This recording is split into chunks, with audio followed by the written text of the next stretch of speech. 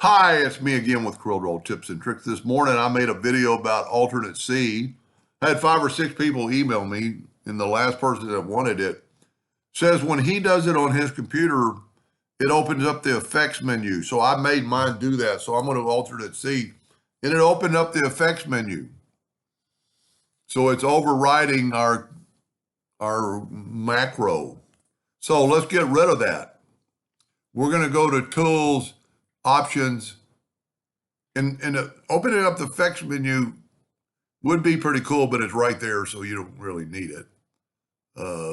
He must have done something at some point. Options, customization. Now, we can type in effects, but we don't know where the effects is. You know, there's a bunch of effects, and we can type in effects, and you can see all the different effects. So to find out which one you have is go to the menu, and it pointed it out right there. Now this alternate C. So what I can do is select it and delete it and then say, okay. Now I don't think my alternate C is going to work because I changed it. So I'm going to go alternate C and see it's opening up the effects because it's still doing that. So let's go to our tools, scripts, and macros, and well, you know what? I must have changed it. So I'm going to load it back up. This will show people how to load it. Mine is under desktop, center of the page, rotate, open, and there it is right there. So then we're going to go here and double click on that, and that put it in the center of the page. Then you right click and assign it a keyboard stroke, and we'll go alternate C, and you can make it anything you want.